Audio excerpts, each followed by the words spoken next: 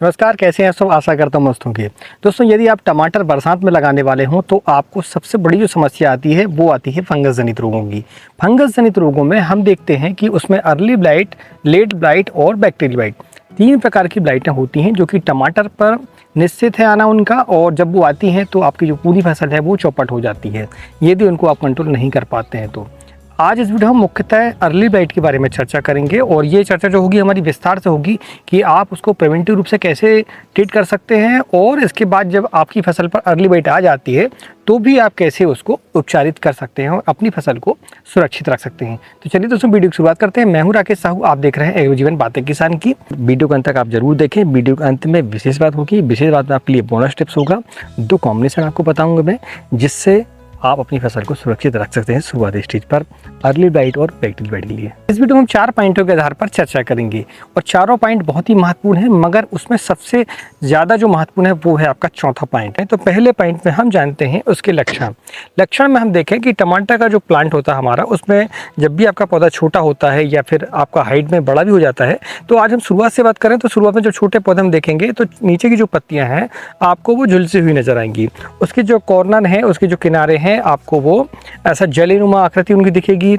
आप जो बैल की आंख होती है वैसी आकृति आपको छोटे में दिखाई देगी, और इसके बाद जो आकृति है वो बड़े होती जाती है, और फिर इसके बाद आपका जो पत्ता है वो पीला होने के बाद, झुलसने के बाद वो नीचे गिर जाता है। तो ये जो स्थिति है वो नीचे से ऊपर की तरफ जाती है। तो अर्ली ब्लाइट की ये सबसे बड़ी पहचान है कि इसमें पौधे की नीचे तरफ से बीमारियां ऊपर की तरफ जाती है। लेट ब्लाइट में इसका उल्टा होता है। लेट ब्लाइट में ऊपर की पत्तियों से बीमारी आती है और नीचे की तरफ वो बीमारियां बढ़ती है हमारी।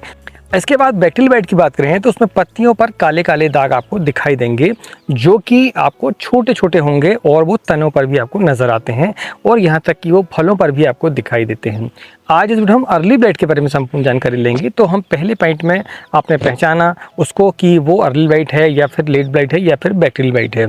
अब हम बात करते हैं कि उसके कारण क्या है आने की। जब आपके यहाँ मौसम 20 डिग्री से लेकर 30 डिग्री तक टेम्परेचर हो और साथ में ह्यूमिडिटी जो है वो 70% से लेकर 80% तक हो, तो आप देखेंगे आपके प्लांट पर अर्ली ब्लाइट की समस्या आपको देखने को मिलेगी। ये रहा उसका अनुकूलित समय, और उसके लिए एक जो फंगस जिम्मेदार है वो है अल्टरनेरिया सोलानी। ठीक, ये जो फंगस है वो टमाटर पर अर्ली ब्लाइट लाता है, इसके लिए यही जिम्मेदार होता है।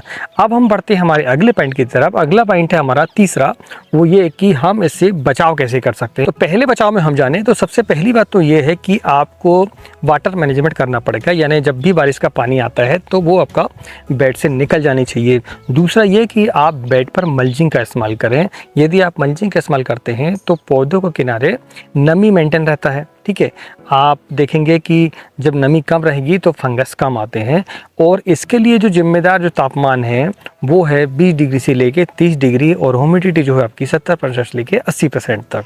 तो ये जब और ज़्यादा हो जाता है तब आपके एरिया पर नमी ज़्यादा होती है, यानी पानी अगर आपका बेडों पर भरा है तो फिर ये स्थिति ज़्यादा आपकी होती है।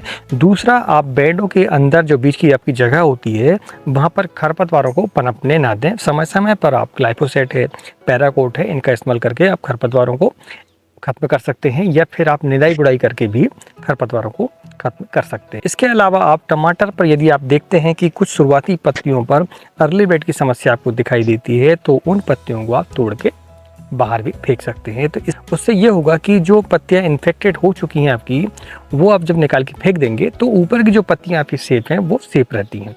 ठीक है, लेकिन इसमें लेबर कॉस्ट थोड़ी हमारी ज़्यादा आती है। जब पौधा छोटा होता है तो ये संभव है, लेकिन जब पौधा बड़ा हो जाता है तो फिर ये इसमें समस्या आपको काफ़ी आती है। आप एक ही ज़मीन पर बार बार टमाटर की फसल को ना लें, फसलों को बदलते रहें। कभी आप उसमें टमाटर लगाएं तो कभी दूसरी फसल लगाएं। इस तरीके से आप जब क्रॉप रोटेशन करते हैं तो बीमारियां किसी भी फसल पर, ये नहीं कि टमाटर उसमें, आप किसी भी फसल को रेगुलर जब एक ही ज़मीन पर आप लगाते हैं तो उसकी जो फंगस हैं, उसके जो जीवाणु हैं, उसके जो कीटक हैं वो वहीं पर जो है रहे आते हैं। तो उससे जब सेकंड बार हम जब फसल लगाते हैं तो उन पर जो है वो आसानी से अटैक करते हैं, इसलिए हमें क्रॉप रोटेशन अपनाना चाहिए। दूसरा, हमें वैरायटियों का ऐसा सिलेक्शन करना चाहिए जो कि इन बीमारियों से लड़ने में सक्षम हो। अब हम बात करते हैं हमारे चौथे पॉइंट को। चौथा पॉइंट बहुत ही महत्वपूर्ण पॉइंट है, और इसमें बढ़ने से पहले आपको बता दूं कि यदि ये वीडियो आपको पसंद आए तो वीडियो को एक लाइक करें, और चैनल पहली बार आए तो चैनल को सब्सक्राइब करना ना भूलें। और ये जानकारी आपको अच्छी लगी हो तो अन्य जो हमारे किसान भाई हैं उनको भी आप शेयर कर सकते हैं अपने व्हाट्सएप ग्रुप पर, अपने फेसबुक ग्रुप पर। अब आखिरी पॉइंट है हमारा इसका उपचार। तो उपचार दो तरीके से होते हैं, एक तो जैविक और एक तो रासायनिक। जैविक उपचार में आप COC का इस्तेमाल कर सकते हैं, आप बोर्डो मिक्सचर का इस्तेमाल कर सकते हैं इसके लिए। अब रासायनिक उपचार की हम बात करें तो रासायनिक उपचार में भी COC का इस्तेमाल आप कर सकते हैं, ठीक है। आप इसके लिए जैम्प्रो का इस्तेमाल करते हैं यदि प्रिवेंटिव रूप से, तो आप देखेंगे आपकी जो फसल है वो जो है अर्ली ब्लाइट के प्रति जो है थोड़ी सी बचावपूर्ण रहेगी आपकी, ठीक है। जैम्प्रो का इस्तेमाल आप इसके लिए कर सकते हैं और इसकी जो मात्रा है आप 200 ml प्रति एकड़ के हिसाब से लें। COC की जो मात्रा है वो 400 ग्राम प्रति एकड़ के हिसाब से आप स्प्रे के रूप में ले सकते हैं, प्रिवेंटिव रूप से भी और क्यूरेटिव रूप से, यानी कि रोग आने के पहले और रोग आने के बाद भी। इसके अलावा आप मेटलेक्सी प्लस मैंगोजेब का जो कॉम्बिनेशन आता है हमारा रेडोमिल, आप अन्य प्रोडक्ट भी ले सकते हैं, ज़रूरी नहीं कि आप रेडोमिल का ही इस्तेमाल करें, ठीक है। ये जो टेक्निकल है आपको अगर अन्य प्रोडक्ट पर मिलते हैं तो उनका भी आप इस्तेमाल कर सकते हैं, उसका इस्तेमाल आप कर सकते हैं। इसी के साथ में जो कॉपर बेस हमारे कोसाइड आता है, कोसाइड 2000 के नाम से आता है, इसका भी इस्तेमाल आप कर सकते हैं, में कि कॉपर हाइड्रो ऑक्साइड होता है, अर्ली ब्लाइट के लिए बहुत ही बढ़िया है ये। और साथ में COC और कोसाइड का एक और ये फ़ायदा है हमारा कि ये बैक्टीरियल ब्लाइट पर भी काम करता है हमारा, ठीक है, क्योंकि ये बैक्टीरियासाइड भी है और दूसरा ये वायरसाइड भी है, ठीक है। यदि आपकी फसल पर वायरस की समस्या देखने को आती है आपके एरिया पर, तो फिर आप इसका इस्तेमाल करें तो वायरस आने के चांस आपके काफ़ी कम हो जाते हैं। इन प्रोडक्टों के अलावा आप फोलियो गोल्ड, जिसमें कि क्लोरोथाइनेल प्लस मेटलेक्सी होता है, उसका भी इस्तेमाल आप इसके लिए कर सकते हैं। आप चाहें तो एमिस्टोर टॉप, जिसमें कि एजेस्ट्रोबिन होता है 23% SC फार्म पर, उसका भी इस्तेमाल कर सकते हैं। यदि अन्य कंपनियों को भी मिलता है तो उसका भी आप इस्तेमाल इसके लिए कर सकते हैं। तो ये रहा आपका स्प्रे। इसके अलावा आपको यदि 100% कंट्रोल चाहिए तो आपको स्प्रे के साथ में ड्रिंचिंग का भी सहारा लेना पड़ेगा। तो ड्रिंचिंग में आपको एक सिस्टमेटिक फंगिसाइड महीने में एक बार आपको ड्रिंचिंग करनी पड़ेगी। शुरुआती अवस्था में आप COC का इस्तेमाल कर सकते हैं, जिसकी जो मात्रा है 1 kg प्रति एकड़ के हिसाब से लेंगे आप। इसके अलावा आप कार्बन डाइजिम, इसकी मात्रा 1 kg ले सकते हैं आप। इसके अलावा आप रोको, जिसमें कि थायोफेनाइड मेथाइल होता है हमारा, उसका भी इस्तेमाल आप ड्रिंचिंग के लिए कर सकते हैं, ताकि आपकी जो फसल है वो 1 महीने के लिए सुरक्षित हो जाती है। दोस्तों, ये जानकारी आपको कैसी लगी हमें प्लीज़ कमेंट करके ज़रूर बताएं। यदि आपको टमाटर की फसल पर फंगस जनित बीमारी, आपका लीड ब्लाइट और बैक्टीरिया संबंधी बीमारी आपकी बैक्टीरियल ब्लाइट, ये जो 2 ब्लाइटें हैं आपकी, इनके बारे में अगर आपको जानकारी पूर्णतः चाहिए तो आप हम कमेंट के माध्यम से लिखे हैं। और इस वीडियो पर आप जो है 1000 लाइक का हम टारगेट रखते हैं। यदि 1000 लाइक आप करते हैं तो फिर हम नेक्स्ट वीडियो इसका ला देंगे, ताकि आप जो है टमाटर की फसल ब्लाइट संबंधी जितनी भी परेशानियाँ हैं उनसे आप सचेत हो सकें और अपनी फसल को बचा सकें। अब हम जानते हैं वीडियो की विशेष बात। विशेष बात मैं आपको 2 कॉम्बिनेशन बता रहा हूँ, जिनका इस्तेमाल करके आप अपनी फसल पर शुरुआती अवस्था से ब्लाइट को कंट्रोल कर सकते हैं। तो इसमें सबसे पहले जो कॉम्बिनेशन है वो है रेडोमिल गोल्ड। इसकी जो मात्रा है 200 ग्राम प्रति एकड़ के हिसाब से लेंगे आप।